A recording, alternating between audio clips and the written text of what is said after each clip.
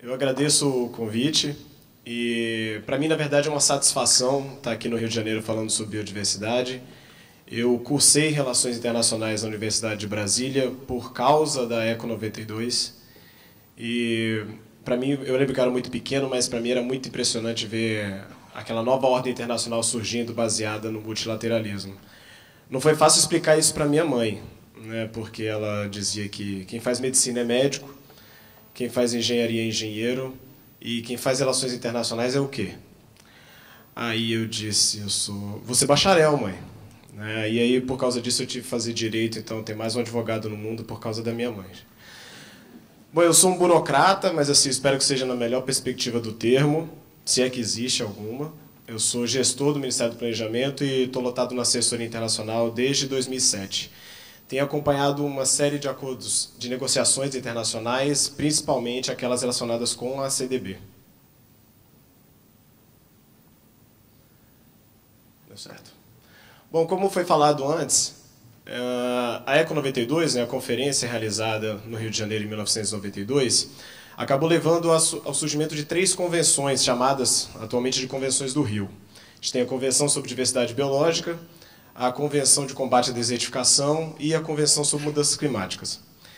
No caso da CDB, o que a gente verificou e realmente o que caracteriza a CDB é uma mudança muito grande de paradigma.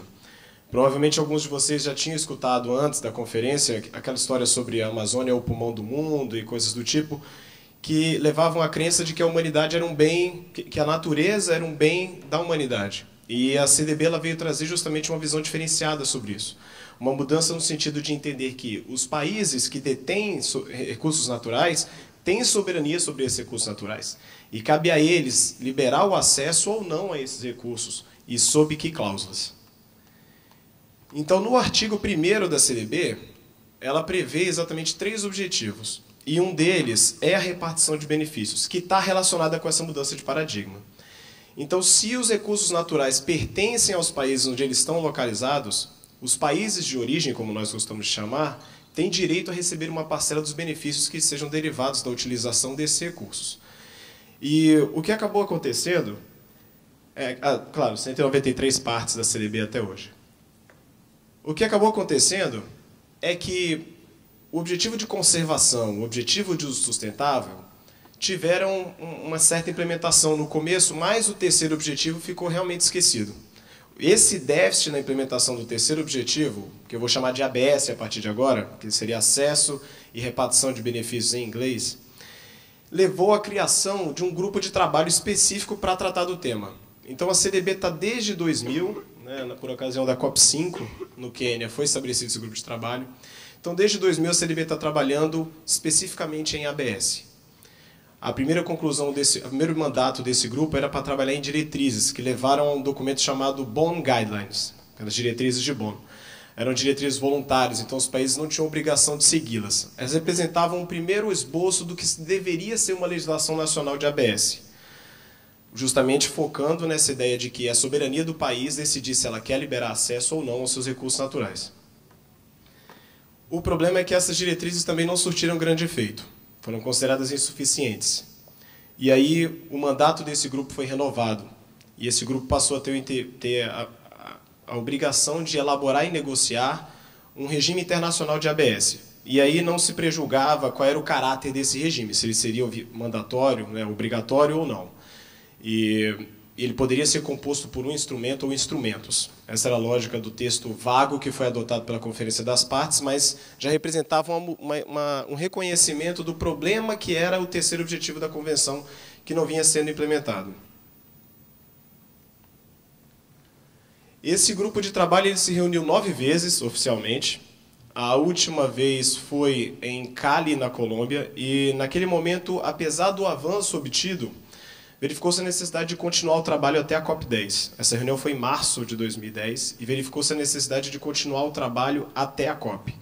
Então foi solicitado, apesar de só existirem 9 reuniões, foi solicitada uma extensão dessa 9ª reunião. Ela foi em Montreal, no mesmo ano.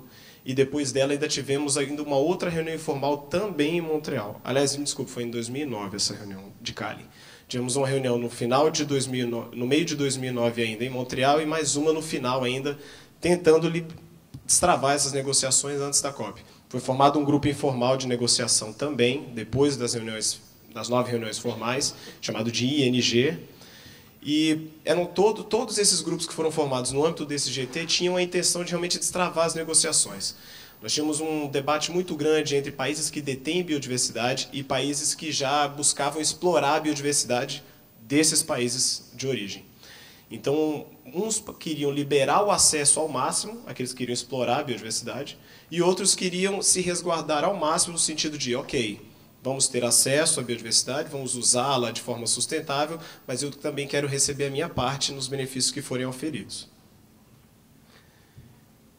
O documento de trabalho que foi entregue por esse grupo de trabalho para o segmento ministerial, ele não era um documento limpo, ou seja, ele ainda tinha muitos colchetes, muitos temas que não foram solucionados pelo grupo de trabalho.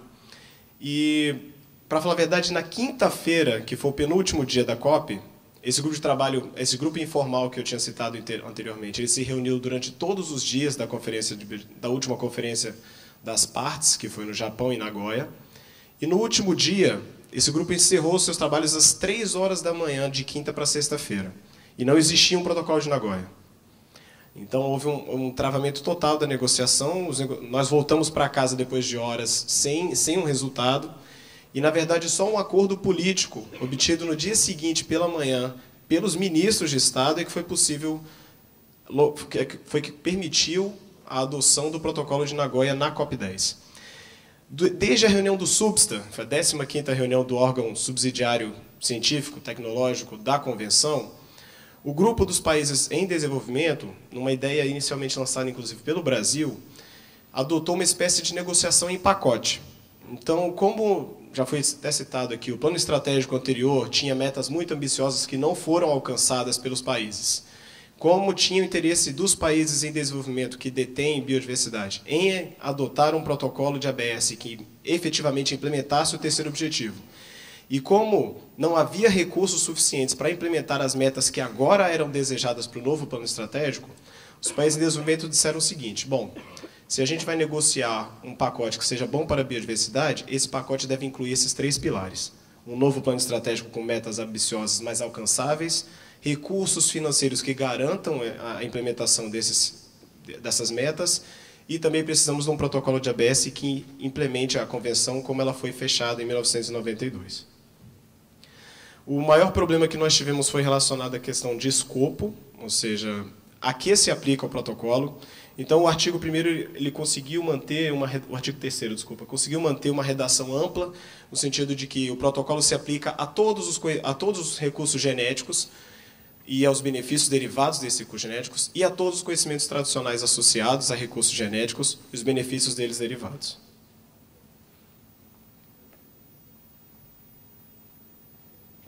Então, os resultados esperados desse protocolo, o primeiro deles é prevenir e controlar a biopirataria. E quando falamos de biopirataria, nós temos 2 enfoques aqui.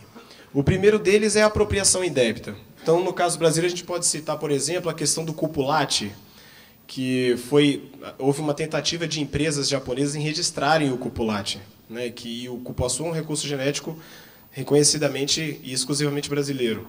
Então, esse problema foi verificado, o Brasil se opôs, na época realmente houve uma demanda comercial e o Brasil conseguiu provar que o recurso genético era brasileiro e não permitiu o registro do cupulate por uma empresa japonesa. E a gente também pode falar do uso não autorizado, ou seja, aquele recurso genético ele pode ter sido comprado como uma commodity agrícola, onde você não vai precisar acessar o recurso, você está simplesmente utilizando para alimentação sem acessar o recurso, e, de repente, perceberem alguma outra propriedade naquele recurso específico e utilizarem sem autorização do país de origem. Então, na concepção brasileira, e que foi levada para esses fóruns, a biopirataria teria esse duplo viés. Assegurar a repartição de benefícios, que, no caso, era o próprio objetivo em si, só que aí tem uma interface interessante, que é a diferenciação entre benefícios monetários e não monetários. Inclusive, o anexo 1 do protocolo de Nagoya, como ele foi adotado, prevê uma lista que é não exaustiva, ela é exemplificativa até para facilitar a implementação interna dos dispositivos do protocolo. Então, quando você fala de royalties, é muito fácil ver que são monetários, mas existem outros tipos de benefícios que podem advir da pesquisa, da utilização de recursos genéticos, como, por exemplo, o resultado intrínseco da pesquisa em si já é considerado um benefício que não existia antes e que precisa ser compartilhado com os países de origem. O último objetivo tem a ver justamente com a questão da soberania dos países sobre os recursos genéticos que estão dentro das suas jurisdições. O problema é que não adianta ter uma legislação nacional que seja efetiva e garanta essa soberania dos países, se a legislação dos países usuários não prevê mecanismos que permitam o reconhecimento lá fora, ou seja, nesses países usuários. Então, a lógica é, o Protocolo de Nagoya funcionaria como um arcabouço jurídico internacional que permitiria que legislações nacionais dos países de origem fossem respeitadas nos países usuários. E aí a lógica é você ter medidas administrativas e judiciais que possam garantir aos países ou às comunidades lesadas irem a esses países e conseguirem o reconhecimento dos seus direitos. Bom, então, o Protocolo de Nagoya, como regra geral, né, como disse no artigo 3º, ele tem um escopo amplo, então ele se aplica a todos os recursos genéticos e conhecimentos tradicionais, mas se fez necessário reconhecer que existem trabalhos em outros países, em outros fóruns, relacionados com acesso e repartição de benefícios. Nós temos, por exemplo, o caso da FAO, tem da OMP, da Organização Mundial da Saúde. Então, o que esse artigo 4º quis destacar é o seguinte, que você pode ter regimes especializados em outros fóruns, desde que eles não contrariem o disposto no protocolo. Então, o protocolo serve como regra geral e o regime internacional pode contar com instrumentos especializados em outros fóruns, desde que eles sejam mutually supportive, como costumam dizer em inglês.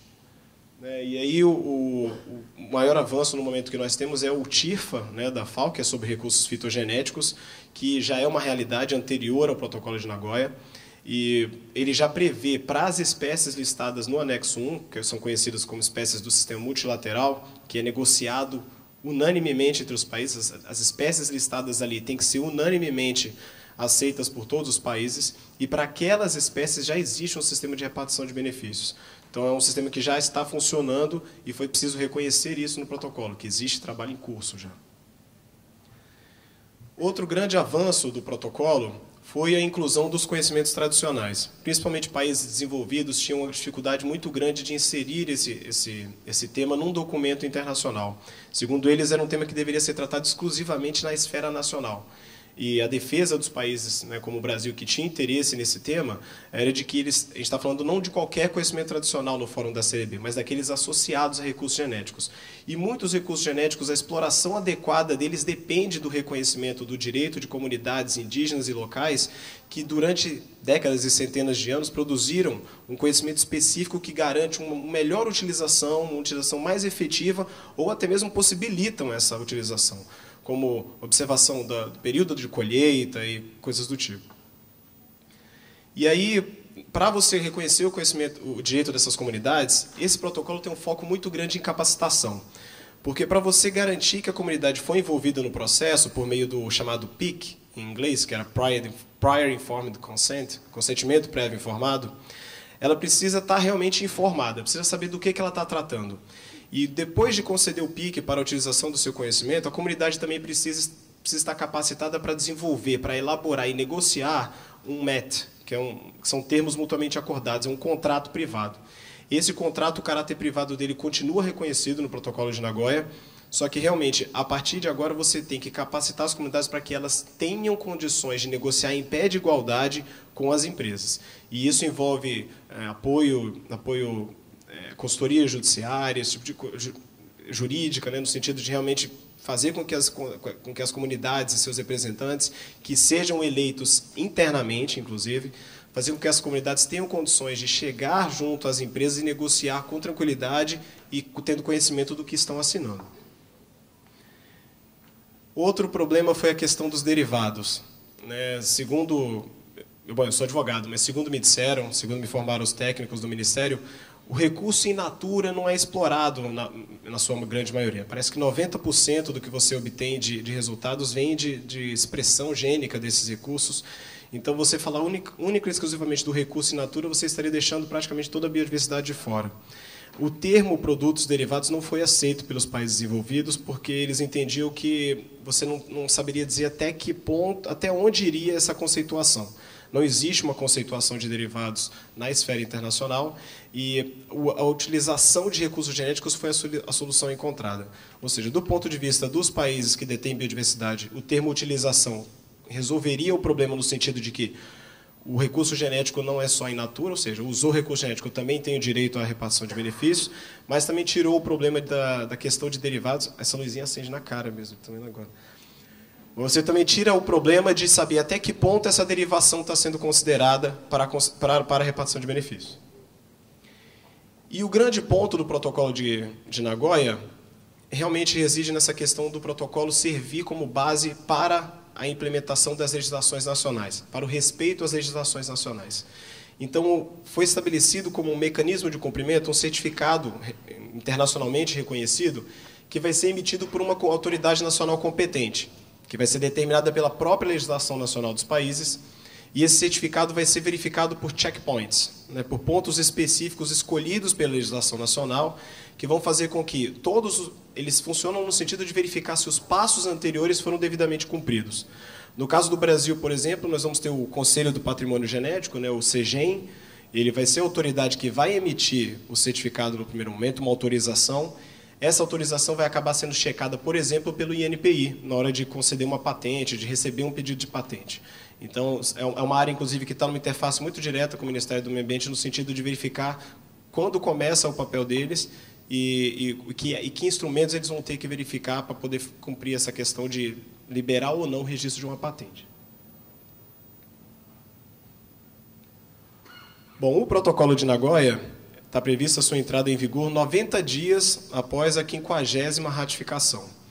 Então, a expectativa é que isso ocorra antes de 2015, como está previsto na meta 16 das metas de Aichi, que são as metas do plano estratégico, que vale de 2011 a 2020. Mas, por hora, nós só temos 41 assinaturas. O Brasil assinou o documento no primeiro dia de abertura, que foi no dia 2 de fevereiro, por ocasião da reunião do Fórum das Nações Unidas sobre Florestas. Então, a embaixadora brasileira ela teve a oportunidade de assinar o documento no primeiro dia. Então, o Brasil está engajado nesse processo do protocolo de ABS desde o começo, participou de toda a negociação, e o interesse é que o protocolo entre em vigor o mais rápido possível. Mas, como já disseram aqui sobre uma fala da ex-ministra Marina Silva, teremos que ser persistentes, porque o prazo de 2015 está bem em cima, a ratificação é um processo que normalmente leva muito tempo. O Brasil já está encaminhando o documento para ratificação, para a análise, né, do Congresso Nacional, já que já passou pelo Executivo. O passo do Executivo é realmente a assinatura, o passo da ratificação já é pelo lado do Legislativo. O Brasil está encaminhando isso via Casa Civil e a expectativa é que o documento seja também ratificado pelo Brasil em prazo aceitável, que no caso é até 2015, como a gente fez questão de inserir no pacote Plano Estratégico, Mobilização de Recursos e Protocolo de ABS. Obrigado.